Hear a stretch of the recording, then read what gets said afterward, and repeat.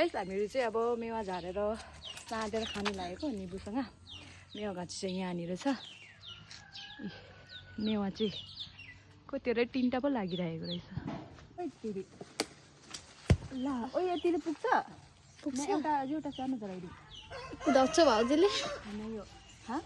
भाउजू दुईटा मेवा झराइदिउ। हामी चाहिँ अब मेवा होइन बम्पार खाने गाइस। सबैले खायो भने पुग्दैन कि भनेर नि। कति टान भएको छ गाइस हेर्नु मेवा झराउनु। मेवा गाँची गिर्छ होला तर मेवा चाहिँ झर्नेको नाम नै लेखेको छैन। दुईटा एउटा ठुलो छ नि त अनि कता छौ?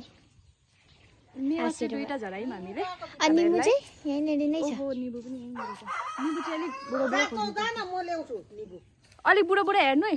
गाइस आज चाहिँ मैले भिडियो रेकर्ड गरेँ। म चाहिँ यहाँ छु नि त। अब मेवा आज चाहिँ मैले भिडियो गरेको।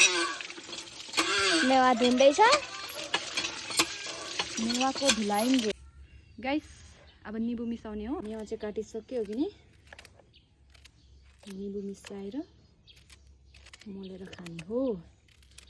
यसरी मिक्स गर्नुपर्छ। हजुर निमक पनि लगाउनु पर्छ होला नि भाउजू। राखेको छु। ओ बनाउने मान्छे एकदम दामी बनाउँछ नि। यो मसला पिस्ने मान्छे चाहिँ उता भाउजू हामीहरू यस्तो दामी पिस्छ नि। गाइस खानु मन लाग्यो भने जरुर कमेन्ट गर्नु होला। म पुरा तपाईँलाई फोटो खिचेर वाट्सएपमा पठाइदिन्छु। हेर्नु गाइस यसरी उयो गर्छ। ए यस्तो बनाउँछ कस्तो दामी हुन्छ नि चटनी। तपाईँहरूको लागि गाइस गिरेछ। अच्छा मिठो भएको कसो भयो निमक लगाउनु पर्छ अलिक। गाइस यस्तो भयो है हामीहरूको चाहिँ मेवा सारेर खाने मान्छेहरू चाहिँ सबै छन्। सातदा चाहिँ गाइस 3 जना मात्रै थियौँ। खाँदाखेरि चाहिँ पुरा पल्टन नै छु। अङ्कल पनि हुनुहुन्छ। अङ्कल खाले आप पनि खाले नै आप पनि